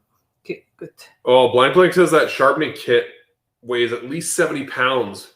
Ooh. But it has wheels at least. Oh, good. And they're carrying it in the car, which is good. Good. Okay, we got some folks sending stuff to us on Instagram, so I'm gonna pull those up in a sec. While I'm pulling up those photos, Toby asks, "Is there gonna be a Knife Nerd book too?" Yeah, there is. There is. The last year, the beginning of the last year, it was before all the this pandemic started. It was starting, and everyone was not like panicking or anything. I got to go to Japan right before, so I was there in late January and that was supposed to be half my business trip, half my personal trip to see my families and friends back then, but ended up like 80% work. So, 80 more, even more. That's kind of what happens when you work for this company sometimes. You just end up working. It was great. It was fantastic. But in that trip, I get to see a lot of people that we didn't have a lot of connection to, like, say, few knife makers in Sekai, blacksmith in Sekai. Manaka-san, for example, relatively new, up-and-coming blacksmith that at that time, not many people knew about. I, pay a visit and see, the works and, be basically really a friend, right? and they feel a little bit more comfortable having the Japanese guy come in to their and by myself. Yeah, that makes sense. A little bit easier. They probably trust you a little more. A little bit easier. So there are quite a few more people that we wanted to actually feature. Definitely They're basically we need to go to Japan. We need to take Visti, who's the photographer that we work with, is a good friend of Kevin's and good friend of all of us. But Kev, I think there's going to be another chapter by you. Kevin really wanted more of your work writing in there. Okay. Because that was what the review said, is they only like your part of the book. and he's gonna fix the 3 spelling mistakes, but then he's gonna put in 10 more. And I think we're gonna include some knife kits from chefs, like some of the local chefs, like kind of knife collections, and maybe even a couple pictures of some of the local chefs. Yeah, because it's good. And at that time when we wrote the book, the Sakai was such underrepresented in our selection as well as the in a book as well. So we wanted to have more different places, different blacksmith, different places featured as well, right? So I think mainly we add the Sakai, we add the some other regions, and some smaller blacksmith like Manaka-san, or the Miyazaki-san, who is the Haruki. Haruki. Miyazaki Haruki. He is the young, relatively young. Great thing about these days, seeing blacksmithing in Japan, is that the my age, millennia. Well, I'm not actually not so much millennia, because you're not a millennial. Millennial, no. You're a bit older than you look, aren't you? Born in '83. Yeah, so you're like Generation X. You're same as Mason, even right? No, I'm a little bit younger than Mason, so I'm Generation Y or Z. No, that's younger than millennial. So you're either Generation X or you're a millennial. Okay, all right. I don't know what year it is. Okay. Okay, so. But when I was looking at it, well, I guess I'm a millennial. But those that age group, starting to popping up a little bit more in Japanese blacksmithing world. So the Miyazaki-san is slightly younger than me. Manaka-san is the same age as me. Right. That's pretty young for blacksmiths, right? Yeah. 35 kind of thing. Yeah. And because when we say young blacksmith, we don't mean 19. No. We mean he's already apprenticed for 10 years. Yeah, exactly. Yeah. There's going to be super interesting knife coming up. It's not extraordinary or anything. It's not an extraordinary story for us. Sakai Kikumori Tomoshibi line, that's single bevel knives. These are extra. It means something for us, because that knife is the forged by our former employee, basically. Yeah, right. Guy that used to work at Knifewear Calgary. Yeah, he used to work for us, and I was actually a good friend of him when he was here. Mm-hmm. That's how I, felt very comfortable coming into the Knifewear. That's First awesome. time, it was oh, there's a Japanese guy. There's another Japanese guy. Yeah. It's safe here. Yeah. Well, that must be legit, right? Yeah. It's not a bullshit Japanese knife store. James sent us a photo. I should have cropped that. But James sent us a photo on Instagram of his knife storage. Ooh. I feel like that shelf alone must be he lives in Vancouver, I'm pretty sure. That must be $20 a month. But yeah, that's a very organized setup. My setup at home is just a nasty pile of stones in a closet. Right now, I can't really show my section. No? Or, I have to do the kitchen. And yeah. That's I don't even have a magnet yet. No knife magnet. My God. I know. What are you doing? Renz from Jakarta sent us a photo too. Yeah. He sent us actually a video, but I can't share the video. Yeah.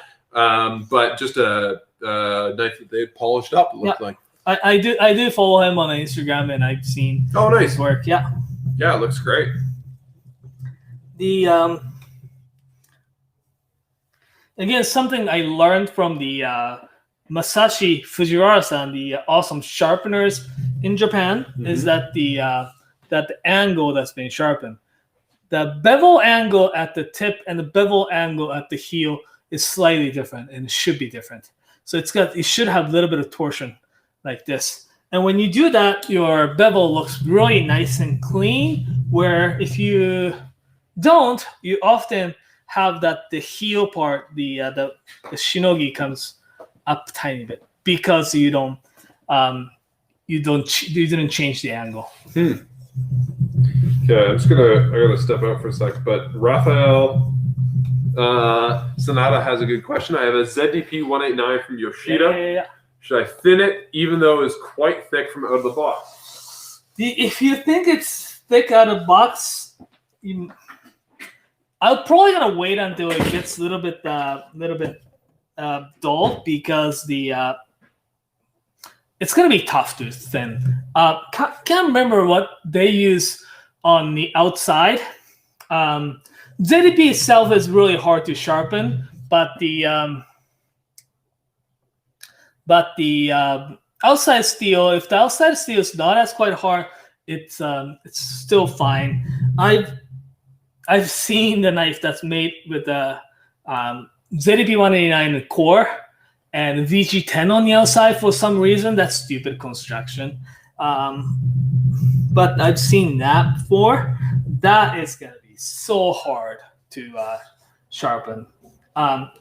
I wish when those people or whoever is making knives, they think about the longevity or the maintenance aspects when they are producing the knife, or thinking of it. And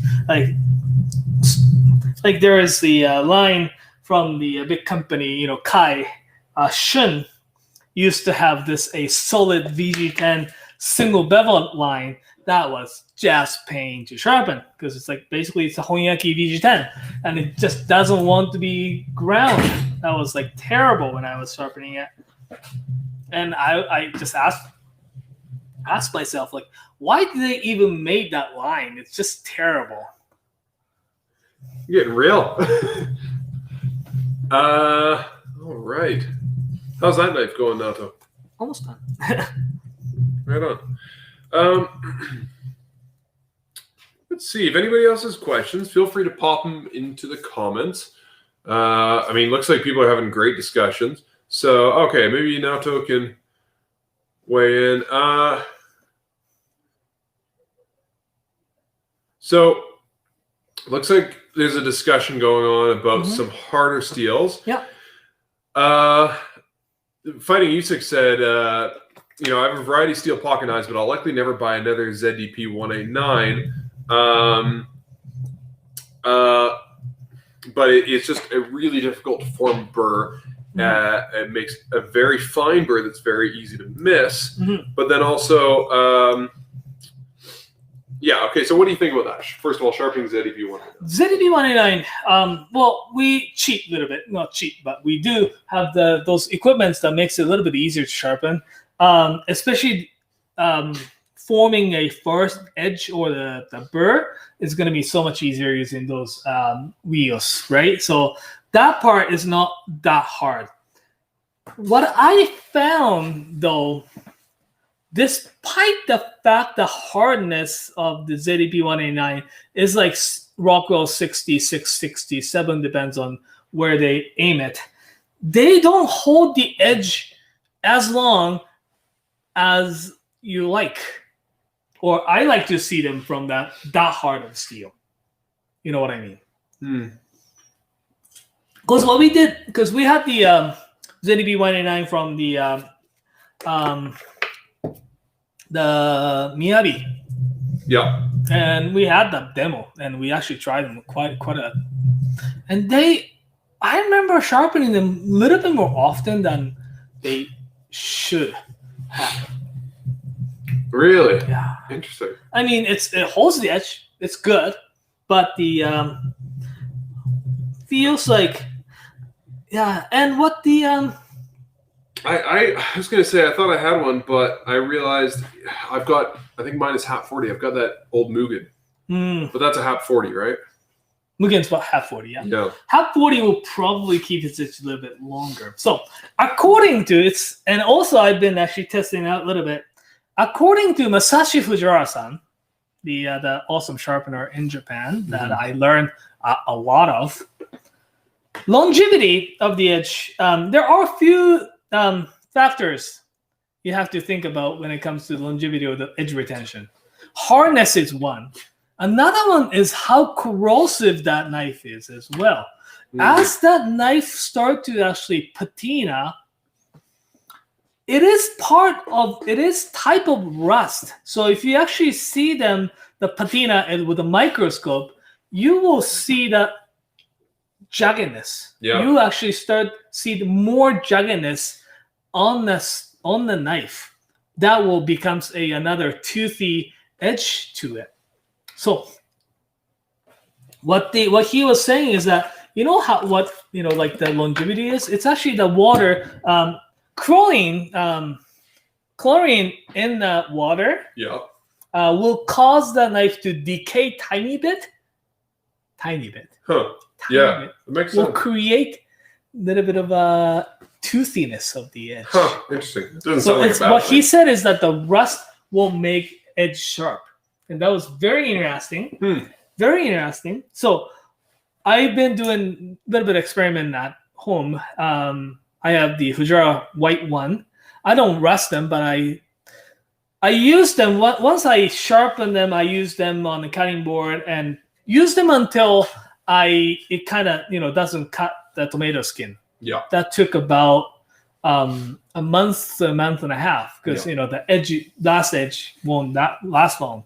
And I left them for a little while until it patinas it beautifully along the edge. Then I started using it back again. Now it's not rust, not orange rust, but the black patina has that toothiness edge back on the blade. I didn't sharpen them. I didn't put it on the honing rod. Interesting. So that's probably what happens on these stainless steel, the ZDP. Yeah. It gets really, really smooth, super fine powder. It's a powder stainless steel, so it's really nice and fine. But I think the half 40 will keep its edge because it patinas. Interesting. And do you find half 40 tougher to sharpen at all? It is. It is, yeah. The pain, yes. Because I've only sharpened mine a couple times, so I don't really remember. We do a little bit of cheat on this one first, because I do.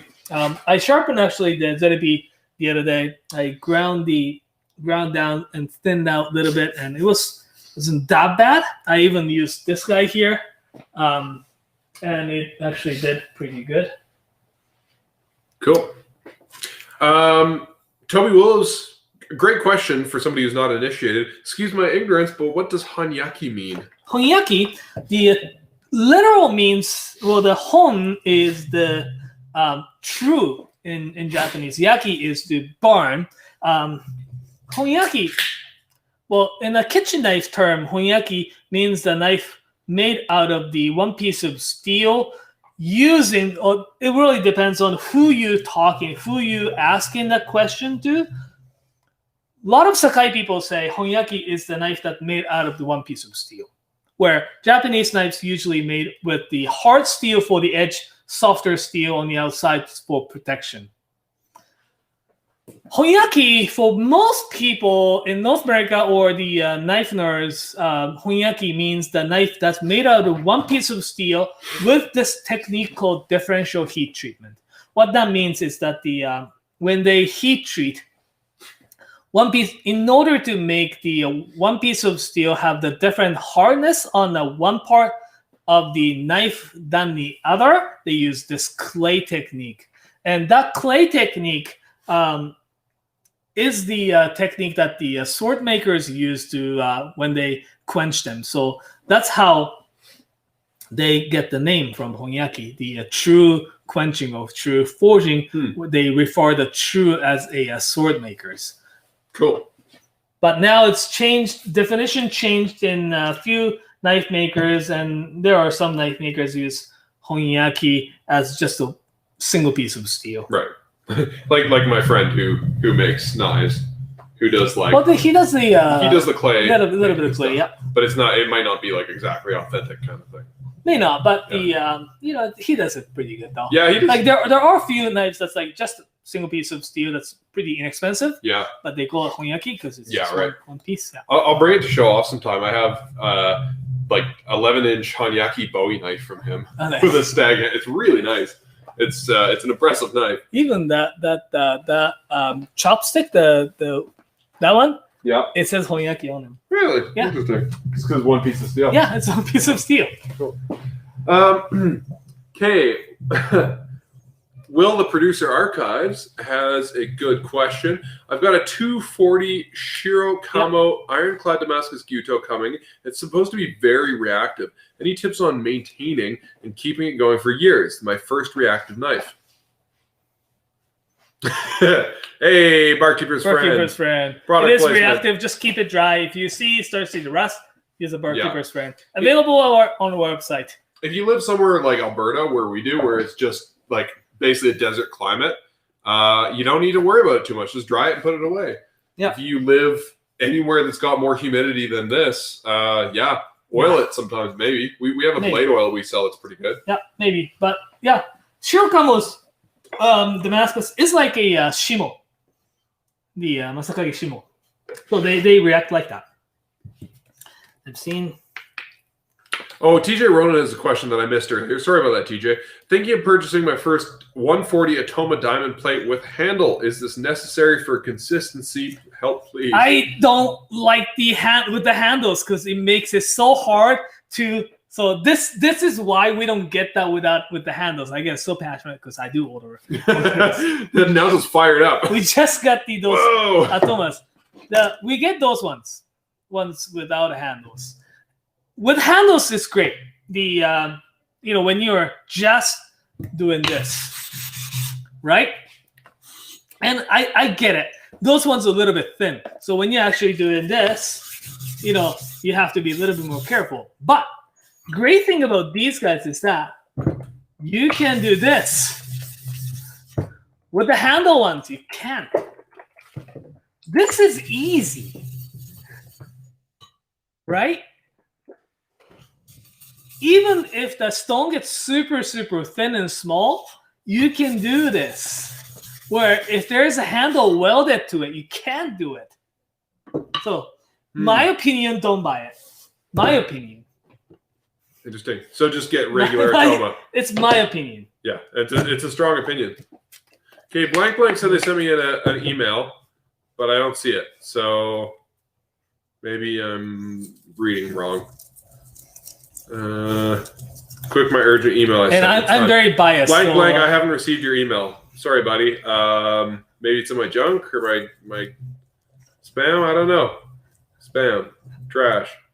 Nope, hasn't showed up. Sorry, buddy. It's held up at the border. It's trying to get here from Texas. Yeah.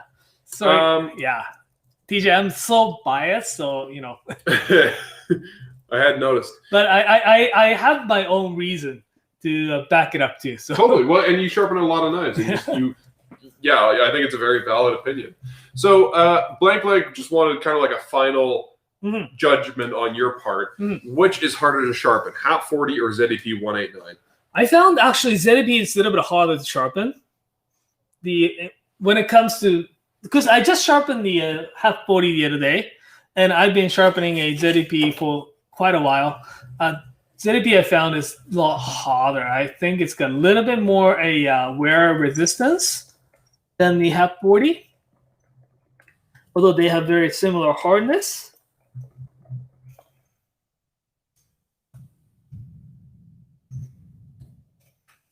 Sorry, I did get Blank's email, but I even opened it and looked at it, but I'm an idiot, so I thought it was the same picture as before. This is a different picture, which is very urgent. This is let's see. So this is Ushi again, but this is Ushi having a nap. Oh, there you go. I like it. I like cats very much. I have two, so I appreciate the cat photos. Okay. keep the questions coming, guys. If you have more questions, we got a little while left. We're gonna do a little garage sale preview before we tune out. So okay, so Blank says so. Hap 40 is harder to sharpen than ZDP 189. It's official. My opinion. Yeah.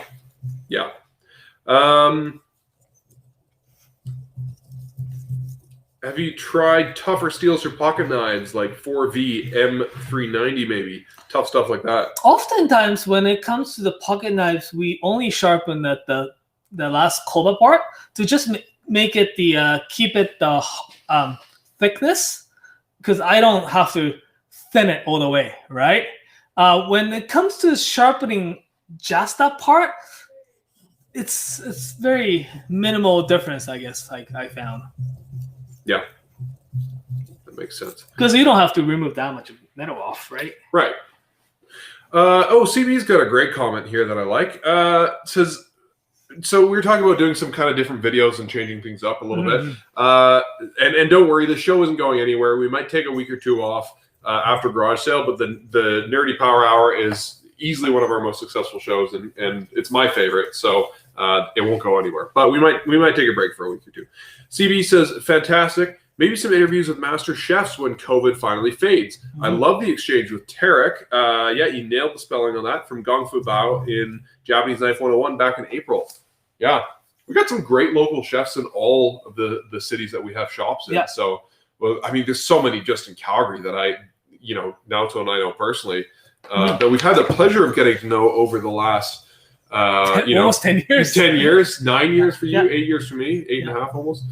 So we've got to know some really cool people, and they are going to need our support, and they're going to need your attention next year or even later this year when they reopen. So yeah, we'd love to draw more attention to local restaurants. If anybody has suggestions, please let us know. Yeah, and I love those restaurants are doing trying their hardest to get those meal kit ready for, say, Mother's Day, or some the course, $40, $30, $40 per person meal course and stuff like that. Those are great. I think I love to try Lulu's. Yeah, I went there. I went to Lulu the day they opened, I think. Yeah, I haven't been back since because the fucking pandemic happened. But they're really good. They've been pretty busy. That's been the fantastic restaurant. Yeah, they're really good.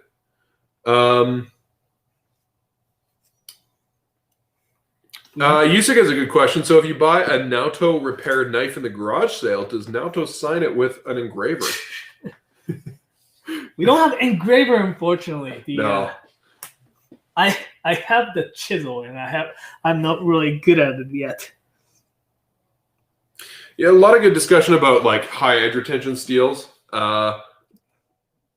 the comments, because some people want way more edge retention. Man, that looks awesome. Yeah, the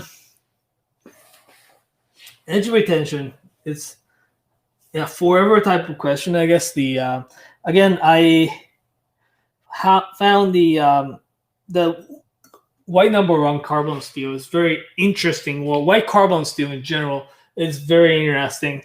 Thought that I lost the edge, left it there for a little bit. When I came back, it's like, oh, you're back, So you're gone forever. Because I'm selling it, I'm just making it a little bit nicer by. Renz is asking, SRS-15, any opinions about it? Comparable with SLD, question mark? SRS-15, for those who's watching, SRS-15 and the R2 and SG2 are pretty much the same steel.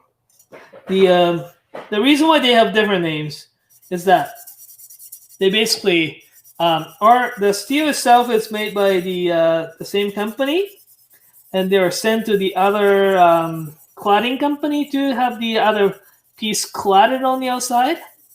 Then they call it a different name. It's like I don't know, What's a good example? Say, things are made. Like Alberta Premium is a really good distiller in Calgary, Alberta. Yeah. They make my favorite whiskey, Alberta Distillers. Yeah. They make Alberta Premium and Alberta Spring, and I think Naoto and I both drink their whiskey because it's really good and it's cheap. It's very inexpensive. Yeah. And it's made like within walking distance from our stores with local Alberta rye. But it's super, super cheap, and it comes in a cheap looking bottle. They also make one that they ship down to the United States, and it gets labeled as Bullet, and it sells for $36 a bottle in Calgary as opposed to $22 a bottle. And so it's they contract brew or contract distill essentially. They are great though. They are Suntory Jim Beam Suntory. Oh right, yeah. Yeah. So like some of them actually go to the Suntory. Yeah. And my buddy Peter Paul works for them, and they make amazing products.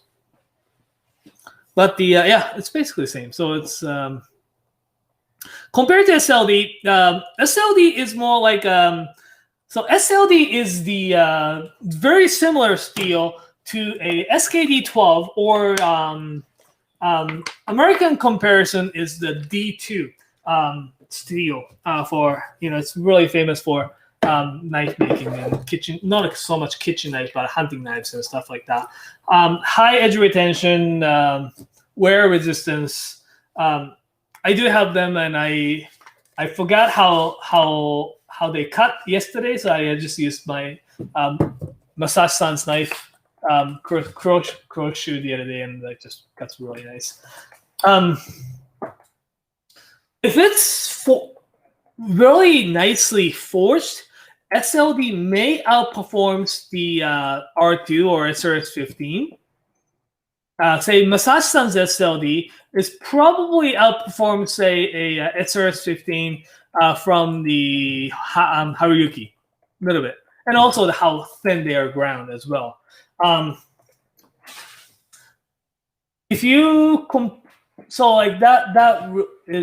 if you compare SLD from say machine forged like a Tadafusa Hojo Kobo, then R2 may outperform the SLD. So it's a little bit difference there. Is this secret? Oh, that one. I was just grabbing some stuff to show off in the garage sale, and I saw that, and it's it's nice. It's a secret. It's it's not even on there yet. So there are a few things that we haven't been able to put up right on the website. So yeah, hopefully that answers the little bit of questions there. Yeah. Hey, great comment from Music. I just had to highlight it as soon as I saw it. VG10 is an outstanding steel. Don't let the internet fool you. I have a lot of different forms. I have a lot of it in different forms and hardnesses. Yeah, VG10's awesome. There's a lot of VG10 haters out there, but it rocks. It's great steel. Yeah. As a user, yes. Oh yeah, is it a pain to forge? The paint sharpen. Oh. Okay. The paint to thin. Let's put it this way. Sharpening itself is not that super hard. Yeah. Thinning is a little bit hard. It just doesn't grind as fast. Okay. So it's great steel. Like that means it will keep the edge very nice and long, right? So Damon wants to see the secret knife. So Naoto's just finishing up this knife. I'm going to flip this guy around here. We're going to have a little show and tell. Oop, here we go. Hello, everybody. Happy Friday. Hope you're all doing well. So in order of request, I'm going to do a little garage sale preview for everyone. We're going to start with, Tsukasa Hinora. We've got a couple of knives from him for garage sale. Some little petty knives. And, of course, they come in the beautiful box from Hinora-san. So this is his River Jump series. They're super, super gorgeous. Look at that. Look at that.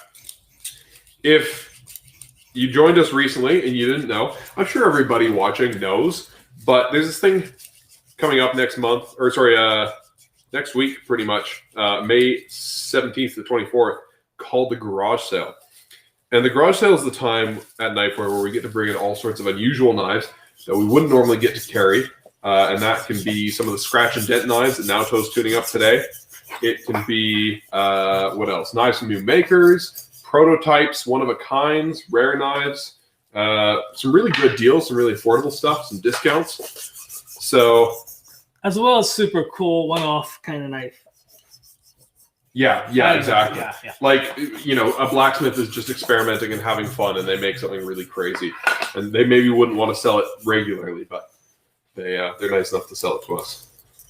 Blank, shoot me an email right now, just with the subject line Discord, because I will forget. I have a memory like Swiss cheese. But if you send me a quick email and any thoughts you have, I will make it happen. This is the other Tsukasa Hinora. Hopefully the camera's picking that up okay. Yeah. Oh my God.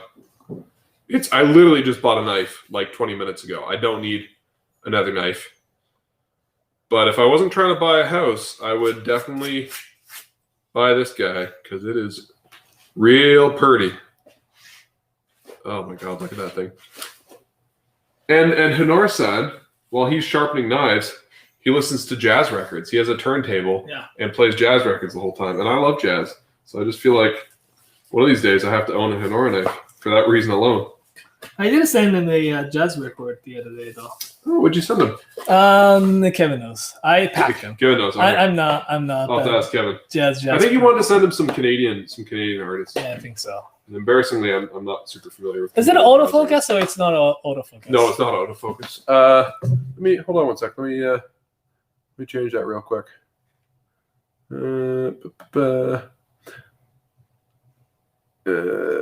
Focus. Where are we?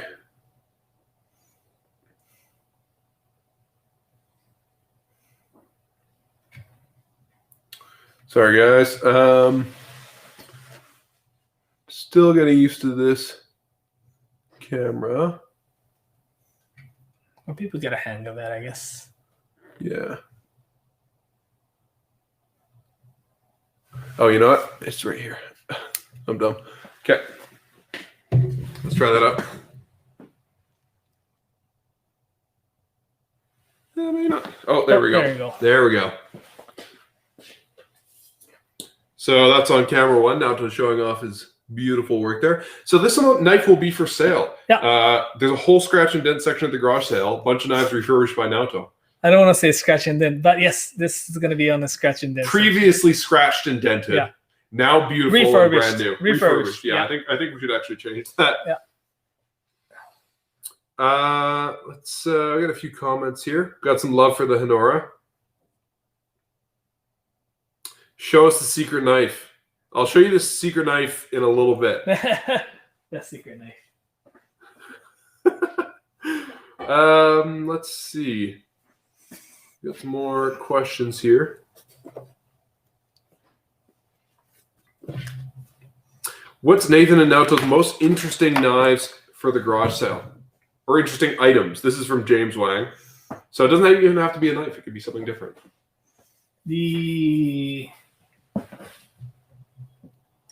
I'm thinking. I really like those butchery knives we got. Yeah, those ones are pretty good. The Hori Hori is something that we wanted to bring for quite a while. It's the little... it's like kitchen tool or a garden tool. Gardening tool. Yeah. That's pretty unique. It's like a double-sided dagger sort of look, but with serrations on one side. Mm-hmm. It's if I had to survive the end of the world, I would want that knife. Oh. Got something nice? Okay. I'm going to show off. Somebody was asking about the Kurosaki. This is the Kurosaki Rainbow Damascus. So it's forged with copper, brass. Let's do a close-up there. It's forged with copper and brass.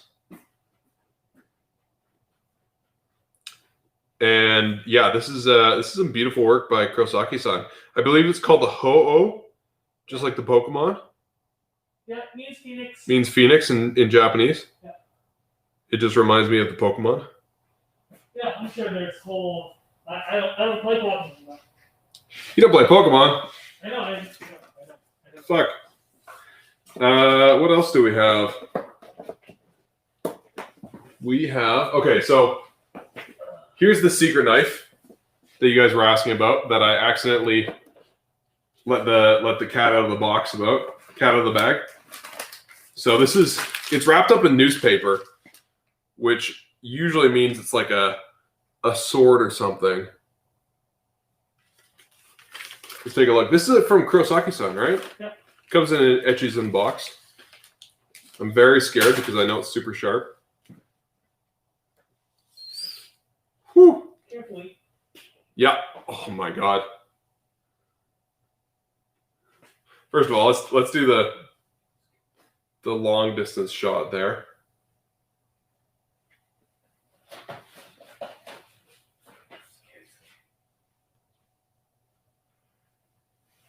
James, I think this one is for you. I think this belongs in your collection.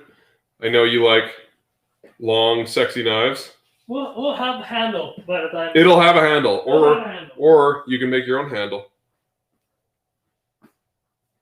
What's the deal with this thing, Naoto? What's it made out of? SG R2 or SG2? It's. I feel like I'm holding a small sword. Like it is. This thing is a beast, but it's an elegant beast. Look at that thing. So this is the secret knife. Nobody tell Kevin. Nobody tell Kevin that I showed this off on YouTube. Yeah, this thing's gorgeous, and it's got one of his kind of signature finishes on it too. That thing is gorgeous. I just feel cool holding this.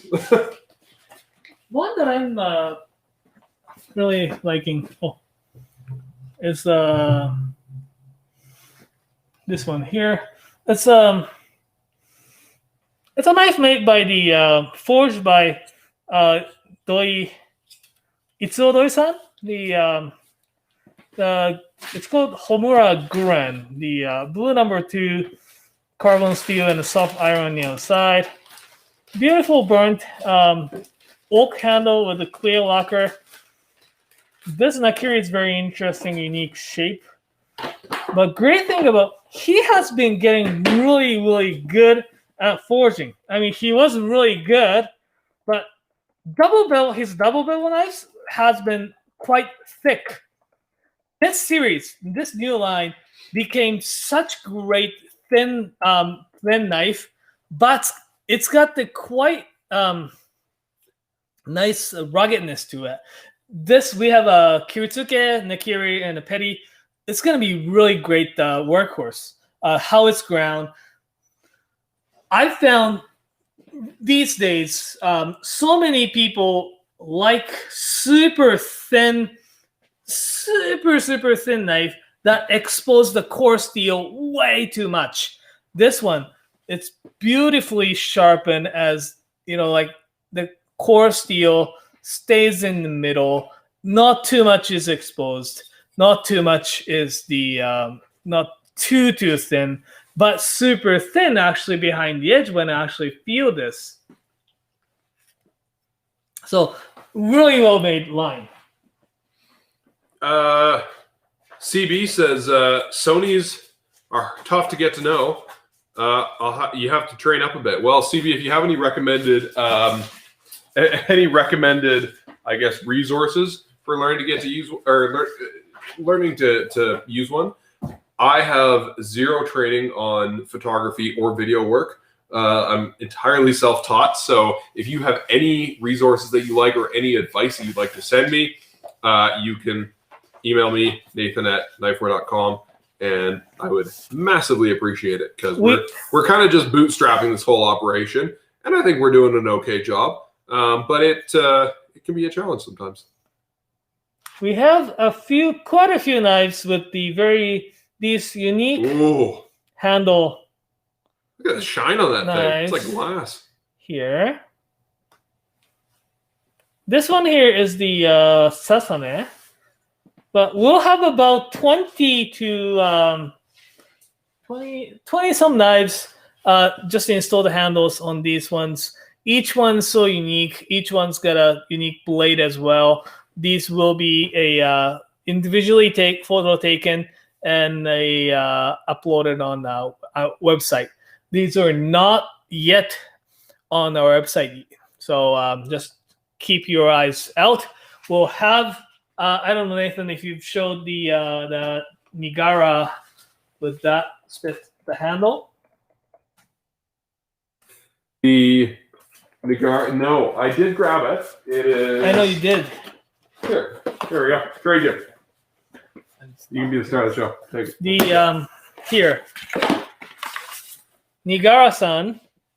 Blade itself is beautiful as well as, like, you know, it's got a R2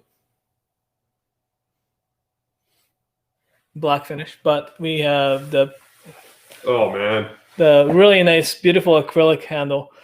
Yeah, like that kind of aquarium look, like really, it's so beautiful. This is one of a kind. We will have many with this type of handles. Many. I know at least we are getting about 15. Nice. 15. That's awesome. 15. That's exciting. Including the Kato, some Kurosaki. Sweet. Yeah. James is very impressed by your sharpening or your polishing job. Well done. Oh, thank you. Thank you. Fighting Usyk is wondering, did Kevin and Naoto decide if they're going to start selling finger stones? Oh. Do we have any? I don't think we do. No, we don't. The who? Is it? Usyk is asking. Okay. Let me think. Let me think. In the because meantime, we were out of the stones anyways.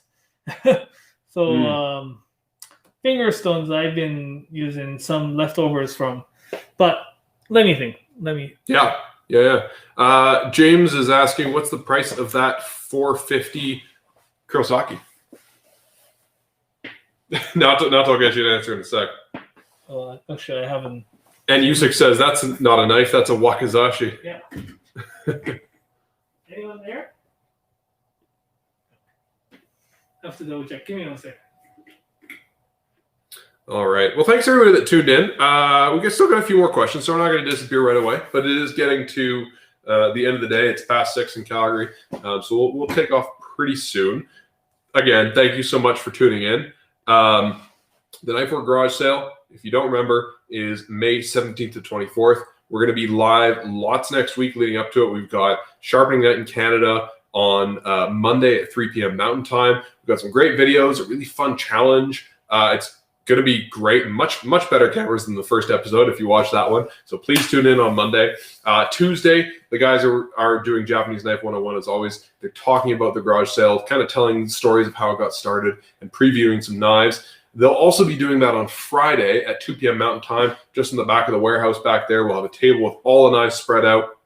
And then Monday morning, when the garage sale starts at 8 a.m. Mountain Time, pretty much all day for 6 or 8 hours, we kind of do like a live telethon where Kevin shows you off the different knives that are for sale, answers questions, you know, how tall is this one? How thick is this one? What's the distal taper like? All these nerdy questions that we'd like to ask that might not be on the website.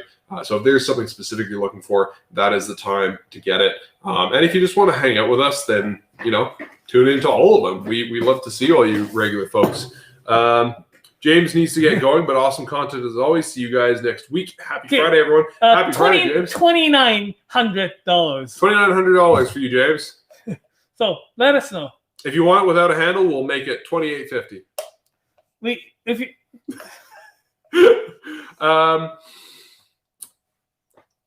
All right. Blank sent me a new photo, which I saw, so we'll save that for the end.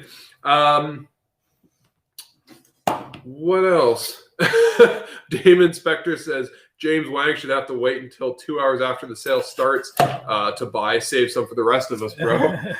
Yeah, I mean, staff have to wait until 6 p.m. on the first day. I get that.